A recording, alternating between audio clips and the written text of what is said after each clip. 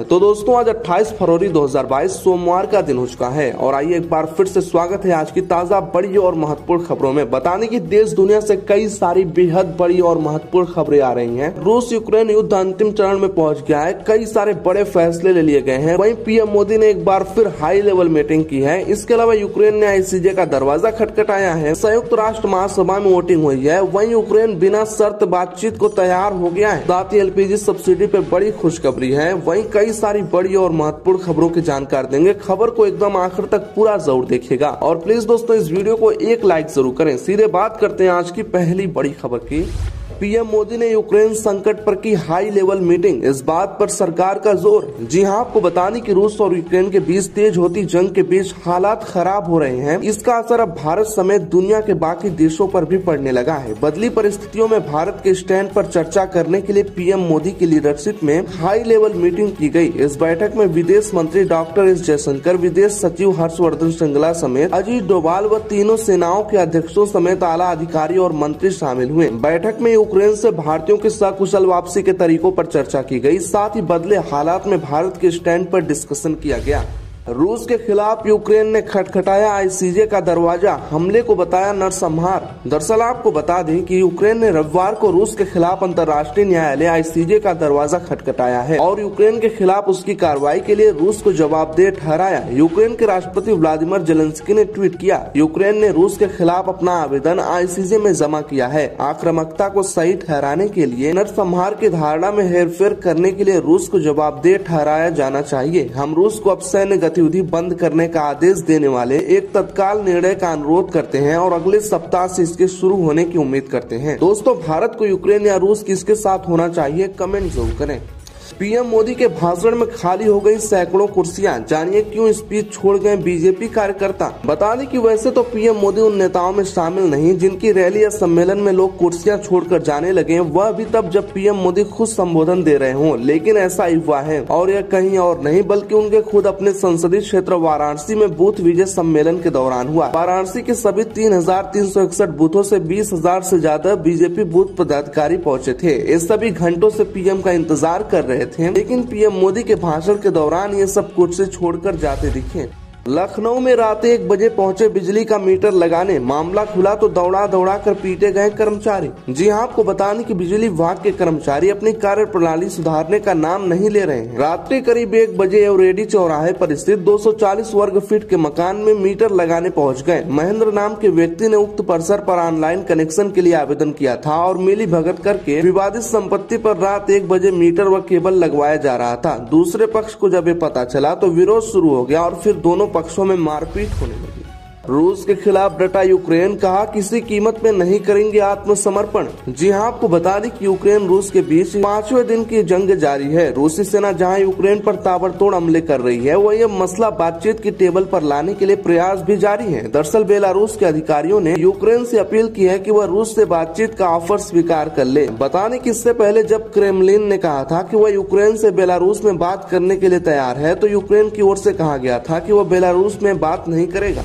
27% OBC आरक्षण पे शिवराज सरकार का जवाब, 28 फरवरी को होगी अगली सुनवाई। जी हां, आपको बताने कि मध्य प्रदेश में 27% ओबीसी आरक्षण का मामला गहराता जा रहा है। प्रदेश की शिवराज सरकार द्वारा इस मामले में हाई कोर्ट में जवाब पेश किया गया है। राज्य सरकार ने एक बार फिर से कहा है कि मध्य प्रदेश हाई कोर्ट के इस मामले में सुनवाई के अधिकार नहीं है। दरअसल एमपीपीएससी द्वारा एडीपीओ को 27% आरक्षण देने पर आपत्ति उठाई गई है। मामले में हाई कोर्ट में जवाब पेश करते हुए शिवराज सरकार ने कहा कि आरक्षण की 50% सीमा को रोका जा चुका है। इसमें संशोधन कर इसे समाप्त कर दिया गया है। ओडिशा पंचायत चुनाव रिजल्ट, पंचायत चुनाव में प्रचंड जीत की ओर बीजेपी नहीं दिखा सकी असर। दरअसल राज्य भर में 307 जिला परिषद क्षेत्रों के लिए पंचायत चुनाव की मतगणना दूसरे दिन भी जारी रही। सत्तारूढ़ बीजू जनता दल बीजद राज्य भर में क्लीन स्वीप की ओर बढ़ रहा है। बीजू जनता दल अब 540 जिला परिषद क्षेत्रों में आगे चल रहा है। इसके बाद भाजपा 39 में, कांग्रेस 29 में और अन्य 9 में आगे चल रही है।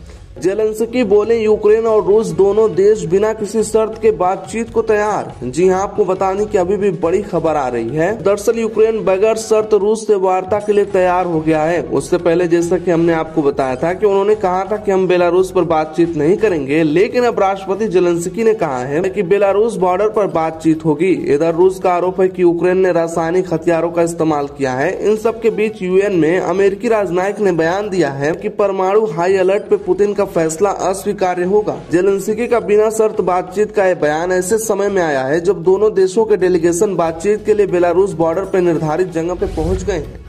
छत्तीसगढ़ में शराबबंदी के लिए नशा मुक्ति अभियान चलाएगी सरकार। जी हां, आपको बता दें कि प्रदेश में शराबबंदी से पहले सरकार नशा मुक्ति अभियान चलाएगी। इसके लिए सरकार के समाज कल्याण विभाग ने कवायद तेज कर दी है। राज्य और जिला स्तर पर नोडल अफसरों की नियुक्ति की गई है। अब हर गाँव में भारत माता वाहिनी के गठन की तैयारी चल रही है। वाहिनी के गठन के लिए पहले चरण में 2000 से अधिक जनसंख्या वाले करीब 10,000 ग्राम पंचायतों का चयन किया जा रहा है। स्वयं सेवी संस्थाओं की मदद से सभी जिलों में 15 बिस्तर वाले नशा मुक्ति केंद्र की स्थापना की जाएगी।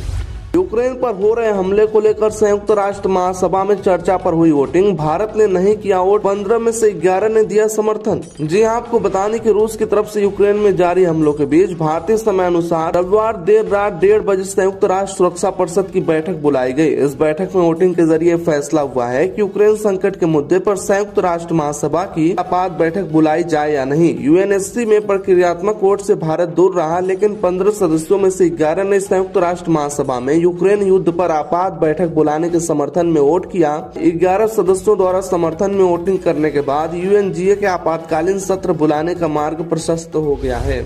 कई विपक्षी नेताओं ने की विदेश भागने की तैयारी। सीएम योगी ने क्यों दिया है बयान? जी हां, आपको बताने कि उत्तर प्रदेश के मुख्यमंत्री योगी आदित्यनाथ ने विपक्षी दलों पर हमला बोलते हुए कहा कि चुनाव में भारतीय जनता पार्टी की प्रचंड जीत और अपनी हार का एहसास होते ही सपा सहित कई विपक्षी नेताओं ने विदेश भागने की तैयारी कर ली है। उन्होंने दावा किया कि कोई ऑस्ट्रेलिया और इंग्लैंड जाने की फिराक में है तो कोई नेपाल भागने की तैयारी में है। बताने की बीते दिनों सपा प्रमुख अखिलेश यादव ने योगी पर तंज कसते हुए कहा था कि बाबा को उनके घर गोरखपुर भेजने का मन बना लिया है।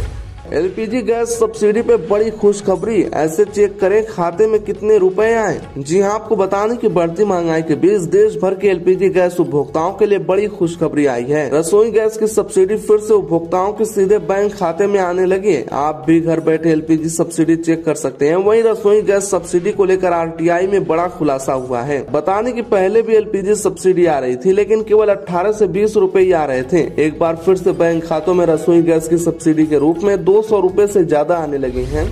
विकास परियोजनाओं के लिए फिर 2000 करोड़ रुपए का कर्ज लेगी मध्य प्रदेश सरकार। जी हां, आपको बताने कि प्रदेश में विकास परियोजनाओं को गति देने के लिए सरकार फिर 2000 करोड़ रुपए का ऋण लेगी। भारतीय रिजर्व बैंक के माध्यम से ऋण 20 साल के लिए लिया जाएगा। वित्तीय वर्ष 2021-22 में अब तक 18,000 करोड़ रुपए का ऋण लिया जा चुका है। प्रदेश के ऊपर लगभग 3.25 लाख करोड़ रुपए का कर्ज हो चुका है। उल्लेखनीय है कि सरकार राजकोषीय उत्तरदायित्व एवं बजट प्रबंधन अधिनियम के तहत राज्य के सकल घरेलू उत्पाद के अनुपात में 4% तक का ऋण ले सकती है। बाबा सिर्फ बजा सकते हैं घंटा, अखिलेश का सीएम योगी पर तंज, दंगेश कहने पर भी पलटवार। दरअसल योगी के गढ़ गोरखपुर में पहुंचे अखिलेश यादव ने भाजपा पर जमकर प्रहार किए। साथ उन्होंने पहले चरण से लेकर चौथे चरण तक सपा के डबल शतक का दावा भी किया। अखिलेश यादव ने कहा कि सपा को किस चरण में कितनी सीटें मिलने वाली है, 5वें चरण तक जनता तय कर देगी। रोड शो से पहले जनता को संबोधित करते हुए अखिलेश यादव ने कहा कि गोरखपुर वालों, बाबा मुख्यमंत्री 5 साल न जाने क्या करते रह गए। जब सदन में थे तो मुझे उनके सामने बोलना था, मैंने उनको याद दिलाया। अब सरकार में आ गए हो तो काम शुरू कर दो, नहीं तो 5 साल तक बैठना पड़ेगा। उन्होंने कहा बाबा सिर्फ घंटा बजा सकते हैं और कुछ नहीं कर सकते। वैसे दोस्तों, क्या लगता है इस बार कौन जीतेगा? कमेंट जरूर करिएगा। इंडिया वर्सेस श्रीलंका, भारत ने श्रीलंका को 6 विकेट से हराया। T20 में लगातार 12वीं जीत। जी हां, आपको बताने की बड़ी खबर आ रही है। भारत और श्रीलंका के बीच खेली 3 मैचों की T20 सीरीज में टीम इंडिया ने क्लीन स्वीप कर लिया है। रोहित शर्मा की अगुवाई में भारतीय टीम ने श्रीलंका के खिलाफ तीसरे और आखिरी मैच भी बाजी मार अपने नाम कर लिए हैं। धर्मशाला के HPCA स्टेडियम में खेले गए मैच में टीम इंडिया ने 6 विकेट में एक तरफा जीत हासिल की। भारत ने पहला मैच 62 रन और दूसरा T20 7 विकेट से जीता था। यह रोहित शर्मा की कप्तानी में लगातार चौथी सीरीज जीत है। तो रोहित शर्मा की कप्तानी कैसी लगती है कमेंट जरूर करिएगा। और प्लीज दोस्तों, इस वीडियो को लाइक करें, अपने दोस्तों के साथ ज्यादा से ज्यादा शेयर करें। ताजा खबरों के लिए चैनल को सब्सक्राइब जरूर करें।